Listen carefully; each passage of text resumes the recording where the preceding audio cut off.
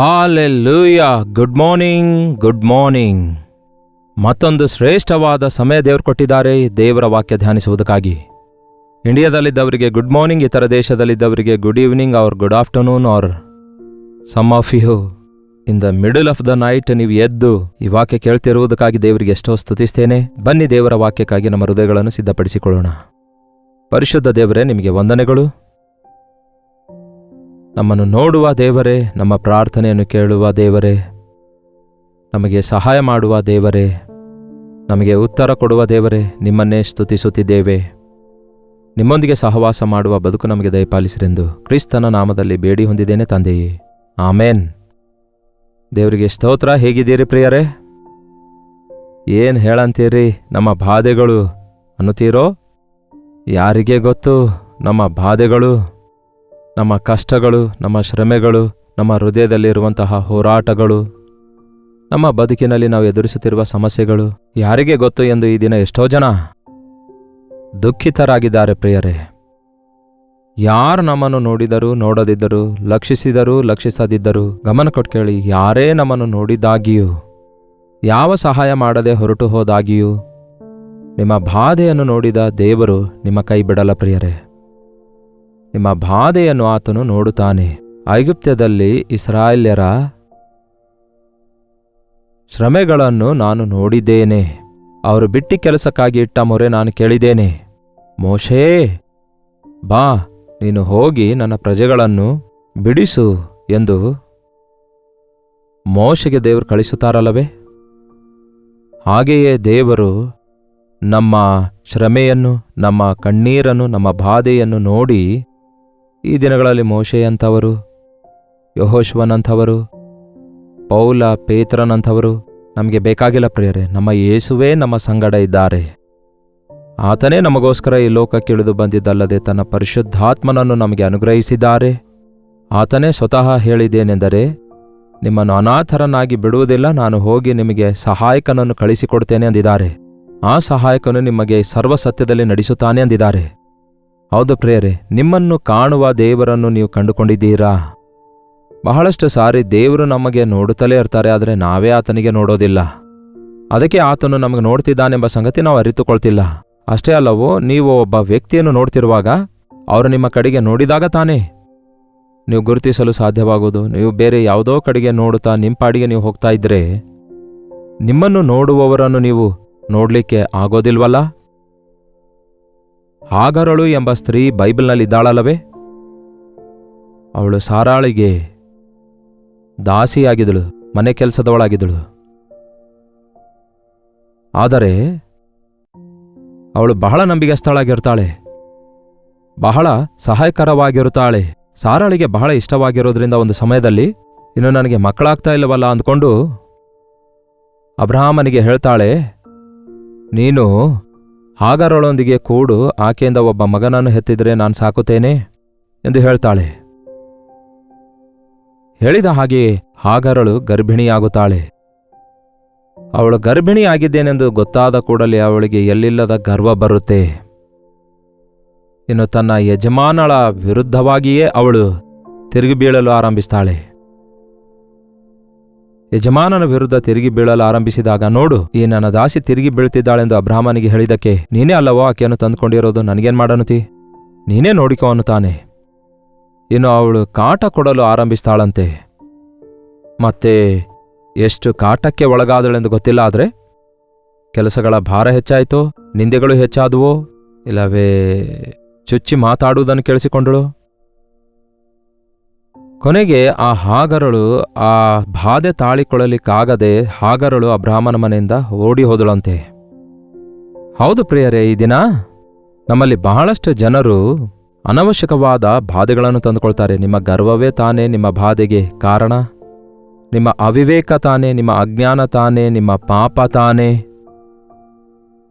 ನೋಡಿ ಪ್ರಿಯರೇ, ನಾವು ಪಾಪ ಮಾಡುವಾಗ ನಾವು ಶ್ರಮೆಗಳ ಪಾಲಾಗ್ತೇವೆ. ನಿಮ್ಮಲ್ಲಿ ಪಾಪಗಳು ವಿಸ್ತರಿಸುತ್ತಾ ಇರುವುದರಿಂದ ಶ್ರಮೆಗಳು ಕೂಡ ವಿಸ್ತರಿಸುತ್ತವೆ. ನಾವು ಪಶ್ಚಾತ್ತಾಪ ಪಟ್ಟರೆ ಬಿಡುಗಡೆ ಹೊಂದಿಕೊಳ್ತೇವೆ, ಆದರೆ ಓಡಿ ಹೋಗೋಣ ಅಂದರೆ ಎಲ್ಲಿಗೆ ಓಡಿ ಹೋಗ್ಲಿಕ್ಕಾಗತ್ತೆ? ಪಾಪ ಆ ಹಾಗರಳು ಆ ದಿನ ಅರಣ್ಯದೊಳಗೆ ಓಡಿ ಹೋಗುತ್ತಾಳೆ. ಅದು ಕೂಡ ಮರಳು ಕಾಡಿನ ದಾರಿ ಹಿಡಿದು ಹೋಗ್ತಾಳೆ. ಹಾಗೆ ಓಡಿ ಹೋಗುತ್ತಿರುವಾಗ ಆ ಮರಳು ಕಾಡಿನಲ್ಲಿ ಆಕೆ ಒಂದು ಸ್ವರ ಕೇಳ್ತಾಳೆ. ನೋಡೋಣ ಬನ್ನಿ, ಆದಿಕಾಂಡ 16ನೇ ಅಧ್ಯಾಯ 8ನೇ ವಚನ. ಸಾರಾಯಳ ದಾಸಿಯಾದ ಹಾಗರಳೆ, ಎಲ್ಲಿಂದ ಬಂದಿ, ಎಲ್ಲಿಗೆ ಹೋಗುತ್ತೀ ಎಂದು ಕೇಳಲು ಅವಳು, ನನ್ನ ಯಜಮಾನಿಯಾದ ಸಾರಾಯಳ ಬಳಿಯಿಂದ ಓಡಿ ಹೋಗುತ್ತಾ ಇದ್ದೇನೆ ಅಂದಳು. ಅದಕ್ಕೆ ಯೆಹೋವನ ದೂತನು, ನೀನು ಯಜಮಾನಿಯ ಬಳಿಗೆ ಹಿಂದಿರುಗಿ ಹೋಗಿ ಅವಳಿಗೆ ತಗ್ಗಿ ನಡೆದುಕೋ ಎಂದು ಆಕೆಗೆ ಹೇಳಿದನು. ಎಲ್ಲಿಂದ ಬಂದಿದ್ದಿ, ಎಲ್ಲಿಗೆ ಹೋಗುತ್ತಾ ಇದ್ದೀ? ನಿನಗೆ ಆಶ್ರಯ ಕೊಟ್ಟಿರುವ ಅಬ್ರಹಾಮನ ಕುಟುಂಬ ಬಿಟ್ಟು ಓಡಿ ಹೋಗ್ತಾ ಇದ್ದಿ. ನಿನ್ನನ್ನು ಪ್ರೀತಿಸಿ ನಿನ್ನನ್ನು ಹೆಚ್ಚಿಸಿರುವ ಸಾರಾಯಳ ದಾಸಿಯಾಗಿರುವ ನೀನು ಯಜಮಾನಳಂತೆ ಪ್ರವರ್ತಿಸಿ ಈಗ ಓಡಿ ಹೋಗ್ತಾ ಇದ್ದಿ. ಹೋಗ್ಲಿ, ಎಲ್ಲಿಗೆ ಓಡಿ ಹೋಗ್ತಾ ಇದ್ದಿ ಹೇಳು? ಅಲ್ಲಿ ತಾಯಿಯ ಮನೆ ಏನಾದ್ರೂ ಇದೆಯಾ? ಇಲ್ವಲ್ಲ. ಸರ್ಕಾರ ಏನಾದ್ರೂ ಇದೆಯಾ ನಿಮಗೆ ಸಹಾಯ ಮಾಡಲು? ಇಲ್ವಲ್ಲ. ಎಲ್ಲಿಗೆ ಹೋಗ್ತಾ ಇದ್ದಿ? ನಿನ್ನ ಗರ್ಭದಲ್ಲಿ ಮಗು ಇದೆ ಎಂದು ಹೀಗೆ ಆಕೆಯನ್ನು ನೋಡಿ, ಆಕೆಯ ವೇದನೆಯನ್ನು ನೋಡಿ, ಆಕೆಯ ಪರಿಸ್ಥಿತಿಯನ್ನು ನೋಡಿ, ಹೋಗು, ಹಿಂದಿರುಗಿ ಹೋಗಿ ಸಾರಾಯಳ ಬಳಿಯಲ್ಲಿ ತಗ್ಗಿ ನಡೆದುಕೋ. ನೀನು ಹಾಗೆ ಮಾಡುವುದಾದರೆ ನಿನ್ನ ಸಂತಾನವನ್ನು ನಾನು ಆಶೀರ್ವದಿಸುತ್ತೇನೆ, ನಿನ್ನ ಗರ್ಭದಲ್ಲಿ ಒಬ್ಬ ಕುಮಾರನಿದ್ದಾನೆ ಎಂಬುದಾಗಿ ಆಕೆಯ ಕುರಿತಾದ ವಿಷಯಗಳನ್ನು ಹೇಳಿದಾಗ 13ನೇ ವಚನ ನೋಡುವುದಾದರೆ, ನನ್ನನ್ನು ನೋಡುವಂತಹ ದೇವರು ನೀನೇ ಎಂಬ ಹೆಸರು ತನ್ನ ಸಂಗಡ ಮಾತಾಡಿದ್ದ ಯೆಹೋವನಿಗೆ ಹೆಸರಿಟ್ಟಳು. ನೋಡುವಂತಹ ದೇವರು ಎಂದು ತನ್ನ ಸಂಗಡ ಮಾತಾಡಿದ ಯೆಹೋವನಿಗೆ ಹೆಸರಿಟ್ಟಳು. ಎಲ್ರೋಹಿ ಎಂಬ ಹಾಡನ್ನು ನಾವು ಹಾಡ್ತೇವಲ್ಲವೇ? ಎಲ್ರೋಹಿ ಅಂದರೆ ನೋಡುವಂತಹ ದೇವರು. ಕಣ್ಣಿದ್ದು ನೋಡದಿರುವ, ಕಿವಿಯಿದ್ದು ಕೇಳದಿರುವ, ಕೈಯಿದ್ದು ಸಹಾಯ ಮಾಡದಿರುವ, ಬಾಯಿದ್ದು ಮಾತಾಡದಿರುವ, ಕಾಲಿದ್ದು ನಡೆಯಲಾರದಂತಹ ದೇವರು ಆತನಲ್ಲ. ನೋಡಿ ಪ್ರಿಯರೇ, ಆತನು ನಮ್ಮನ್ನು ಉಂಟು ಮಾಡಿದಾತನಾಗಿದ್ದಾನೆ.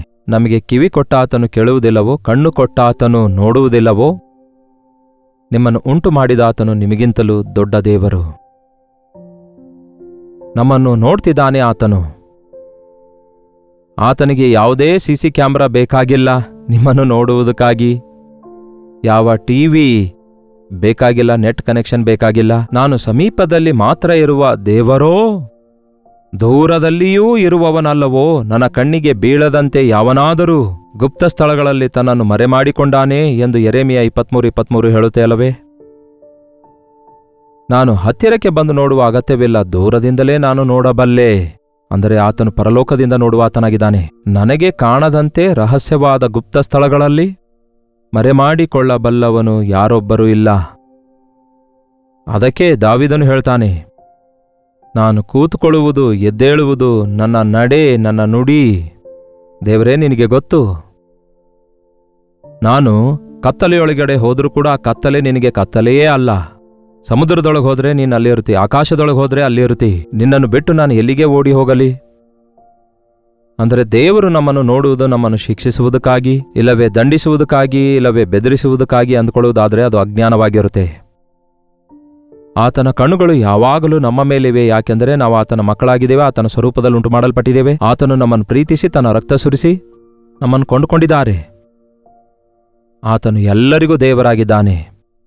ಆತನು ಎಲ್ಲರನ್ನೂ ನೋಡ್ತಿದ್ದಾನೆ. ಮುಖ್ಯವಾಗಿ ಬಾಧೆಯಲ್ಲಿ, ಶ್ರಮೆಯಲ್ಲಿ, ವೇದನೆಯಲ್ಲಿ ಇರುವವರನ್ನು ಆತನು ನೋಡುತ್ತಿದ್ದಾನೆ. ಯಾಕೆಂದರೆ ಆ ಪರಿಸ್ಥಿತಿಯಿಂದ ಅವರನ್ನು ಬಿಡುಗಡೆ ಮಾಡುವುದಕ್ಕಾಗಿ. ನಿಮ್ಮ ಬಾಧೆಯಲ್ಲಿ ನಿಮ್ಮ ಬಾಧೆಯನ್ನು ನೀವು ನೋಡಿಕೊಂಡು ಹೋಗ್ತಾ ಇದ್ದೀರಿ ಹೊರತು, ನಿಮ್ಮ ಶ್ರಮೆಯಲ್ಲಿ ನೀವು ವೇದನೆಗೊಳಗಾಗುತ್ತಾ ಯಾರಿಂದ ಶ್ರಮೆ ಬಂದಿವೆ ಎಂಬುದಾಗಿ ಅವರನ್ನು ಇವರನ್ನು ನಿಂದಿಸ್ತಾ ಇದ್ದೀರೇ ಹೊರತು, ನಿಮ್ಮ ಶ್ರಮೆಗಳಿಂದ ನಿಮ್ಮನ್ನು ಬಿಡಿಸಬಲ್ಲಂತಹ ದೇವರು ನಿಮ್ಮ ಕಡೆಗೆ ನೋಡ್ತಿದ್ದಾರೆ ಎಂಬುದನ್ನು ನೀವು ಗುರುತಿಸುತ್ತಾ ಇಲ್ಲ. ಪೇತ್ರನೇ, ನೀನು 3 ಸಾರಿ ನನ್ನನ್ನು ಅಲ್ಲಗಳೆದ ಹೊರತು ಈ ದಿನ ಕೋಳಿ ಕೂಗುವುದಿಲ್ಲ ಎಂದು ಹೇಳಿದ್ರೆ, ನೋ ದೇವರೇ, ಇದೇನು ದೇವರೇ ನೀನು ಹೇಳ್ತಿರೋದು? ನಾನು ನಿನಗಾಗಿ ಸಾಯಲು ಶ್ರಮೆ ಪಡಲು ಸಿದ್ಧವಾಗಿದ್ದೇನೆ ಅನ್ನುತ್ತಾನೆ. ಆದರೆ ಕೊನೆಗೆ ಆ ಶೋಧನೆ ಸಮಯ ಬಂದಾಗ ಯೇಸು ಯಾರು ಗೊತ್ತಿಲ್ಲ ಎಂದು 3 ಸಾರಿ ಅಲ್ಲಗಳೆಯುತ್ತಾನೆ.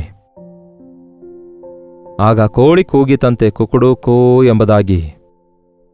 ಆಗ ಯೇಸು ಪೇತ್ರನ ಕಡೆಗೆ ನೋಡಿದ್ರಂತೆ. ಆಗ ಪೇತ್ರನು ಕೂಡ ಯೇಸುವಿನ ಕಡೆಗೆ ನೋಡಿದನಂತೆ. ಕೋಳಿ ಕೂಗಿದ ಕೂಡಲೇ ಯೇಸು ನೆನಪಾದರು. ಕಣ್ಣು ತೆರೆದ ಕೂಡಲೇ ಯೇಸು ಕಣ್ಮುಂದೆಯೇ ಇದ್ರು. ಯೇಸುವಿನ ಕಣ್ಣು ಪೇತ್ರನ ಕಣ್ಣನ್ನು ದೃಷ್ಟಿಸಿ ನೋಡುತ್ತಿದ್ದಾಗ ಪೇತ್ರನು ತನ್ನ ತಪ್ಪನ್ನು ಗ್ರಹಿಸಿಕೊಂಡ, ತನ್ನ ತಪ್ಪನ್ನು ಜ್ಞಾಪಕ ಮಾಡಿಕೊಂಡ. ಯೇಸು ಹೇಳಿರುವ ಮಾತುಗಳನ್ನು ಜ್ಞಾಪಕ ಮಾಡಿಕೊಂಡ. ಒಳಗಡೆ ಹೋಗಿ ಬಹಳ ದುಃಖಪಟ್ಟು ಅತ್ತನೆಂದು ವಾಕ್ಯ ಹೇಳುತ್ತೆ. ಯೇಸು ಅವನಿಗೆ ಬೈಯಲಿಲ್ಲ, ಹೊಡೆಯಲಿಲ್ಲ, ಒಂದು ಮಾತು ಕೂಡ ಆಡಲಿಲ್ಲ. ಆದರೆ ಪರಿಶುದ್ಧಾತ್ಮನು ಅವನ ತಪ್ಪು ಅವನು ತಿಳಿದುಕೊಳ್ಳುವಂತೆ ಮಾಡಿದಾಗ ಅವನು ಪಶ್ಚಾತ್ತಾಪಪಟ್ಟು ಬಿಕ್ಕಿ ಬಿಕ್ಕಿ ಅಳುತ್ತಾನೆ. ಮತ್ತೆ ನೆಂದಿಗೂ ನನ್ನ ಜೀವಿತದಲ್ಲಿ ದೇವರನ್ನು ಅರಿಯುವುದಿಲ್ಲವೆಂದು ಹೇಳುವವನಾದ. ಆತನ ಒಂದು ನೋಟ ಸಾಕು ಪ್ರಿಯರೇ, ಆತನ ಒಂದು ಮಾತು ಸಾಕು. ಆತನಿಗೆ ನಾವು ಮೊರೆ ಇಟ್ಟರೆ ಸಾಕು. ಆತನು ನಿಮ್ಮ ಪ್ರಾರ್ಥನೆ ಕೇಳಿದಾನೋ ಇಲ್ಲವೋ ಎಂಬ ಸಂದೇಹವೇ ನಿಮಗಿರಬಾರದು. ಆತನು ಪ್ರಾರ್ಥನೆಗೆ ಉತ್ತರ ಕೊಡುವ ಆತನಾಗಿದ್ದಾನೆ. ನೋಡಿ ಸುಮ್ಮನೆ ಇರುವ ಆತನಲ್ಲ, ನೋಡಿ ಕರುಣಿಸುವಾತನಾಗಿದ್ದಾನೆ, ನೋಡಿ ಕೃಪೆ ತೋರಿಸುವಾತನಾಗಿದ್ದಾನೆ, ನೋಡಿ ಕೈಚಾಚುವಾತನಾಗಿದ್ದಾನೆ. ಹಾಗರಳು ಒಬ್ಬಂಟಿಗಳಾಗಿ ಮರಳು ಕಾಡಿನಲ್ಲಿ ಹೋಗ್ತಿದ್ದಾಳೆಂದು ನೋಡಿದಾಗ ಆಕೆ ಗರ್ಭದಲ್ಲಿ ಒಂದು ಮಗು ಇದೆ ಎಂದು ಗುರುತಿಸಿದ ದೇವರು ಆಕೆಗೆ ಎದುರುಗೊಳ್ತಾರೆ, ಆಕೆಯ ಸಂಗಡ ಮಾತಾಡ್ತಾರೆ.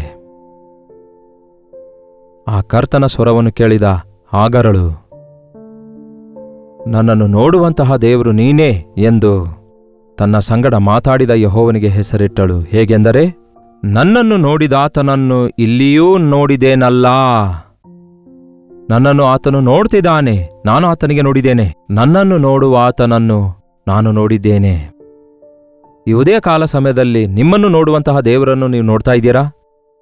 ಪ್ರತಿ ಉದಯದಲ್ಲಿ ನೀವು ಆತನ ಕಡೆಗೆ ತಿರುಗಿ, ಅಂದರೆ ಒಂದು ಫೋಟೋ ಇಟ್ಕೊಂಡು ನೋಡಿರಿ ಎಂದು ನಾನು ಹೇಳ್ತಾ ಇಲ್ಲ, ಆದರೆ ಆತನ ಮುಖದರ್ಶನ ಬಯಸಿರಿ ಎಂದು ವಾಕ್ಯದಲ್ಲಿದೆ ಪ್ರಿಯರೇ.